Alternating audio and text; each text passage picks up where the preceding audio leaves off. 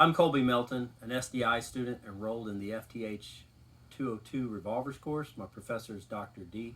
Today's date is March 30th, 2024, and this is my Module 2 assignment, the disassembly of the Taurus 856. As you can see, the revolver is clear. There's no ammunition in the chambers, and the bore is clear. In this assignment, I'll be disassembling this revolver and skip to demonstrating taking off the side plate. As you can see, the hand grip has been removed, and now we're going to go ahead and remove the side plate. I'm going to demonstrate removing the side plate. Using a screwdriver that fits, we will first start with the rear screw. Go ahead and break them all just a little bit before we go taking them out.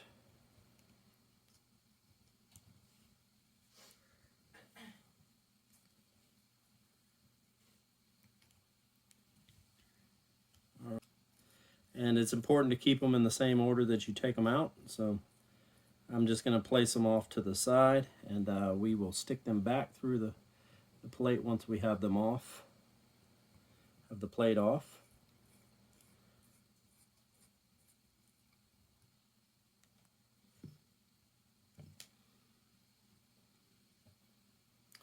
And this final one also has the plunger and spring that retains the yoke. So we'll go ahead and loosen it up. It'll fall off in our hand, and the spring and a plunger stayed in the assembly.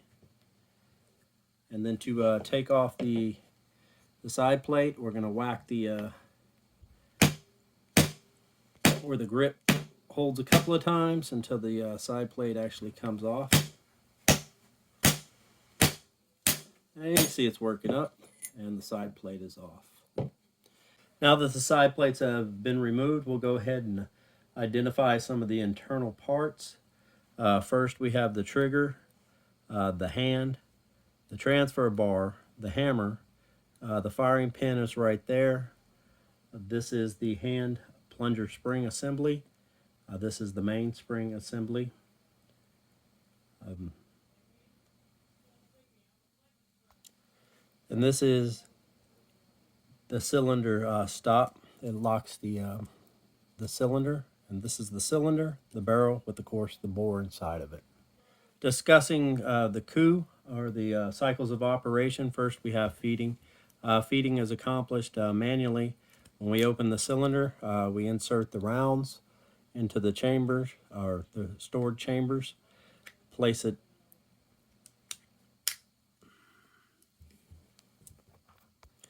with the cylinder locked. Once the cylinder is locked, we can cock the revolver by either pulling the trigger or cocking the hammer manually.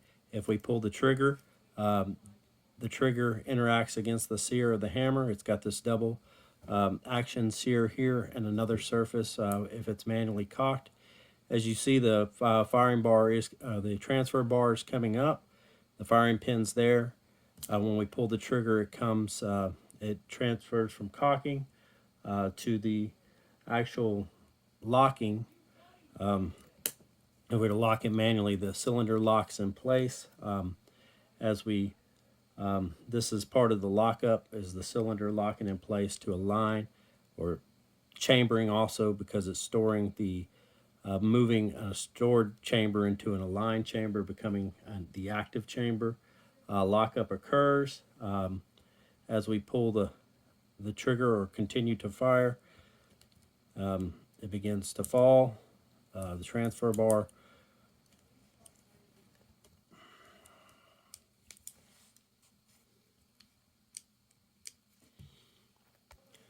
All right, I had to go ahead and remove the cylinder and yoke to play the action a little bit better. It locks to the rear.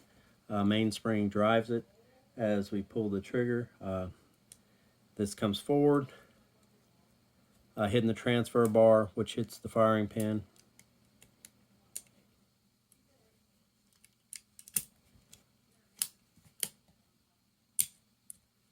Transfer bar stays in the up position, hits the firing pin comes through, sends the round through the chamber, out the barrel for firing, and then the unlock occurs as we pull the trigger again, and the cylinder begins to turn. It unlocks, and then, of course, once we are finished firing it, we extract and eject by opening up the cylinder, hitting the extractor slash ejector assembly, and this pulls all the rounds off the face. And this concludes the 8 steps of the coup.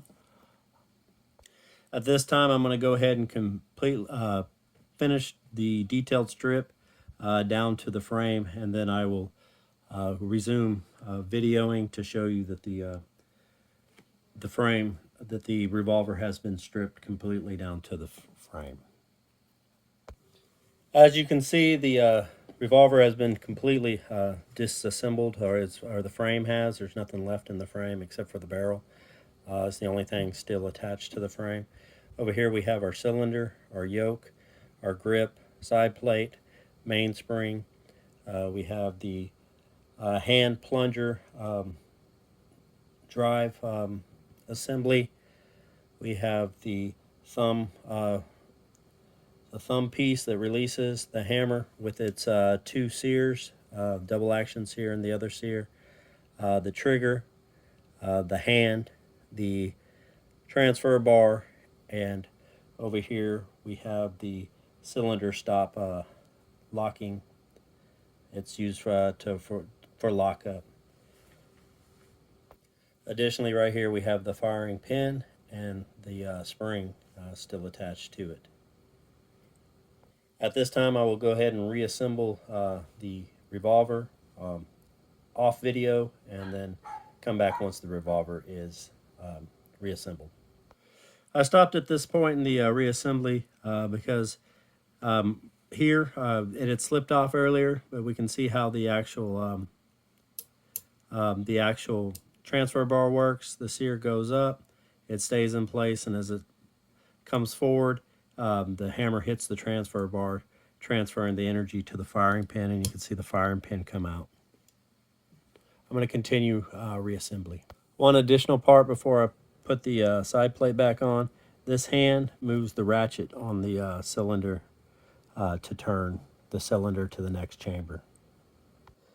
And here we have the revolver completely reassembled. It's been functions checked, and it's good to go.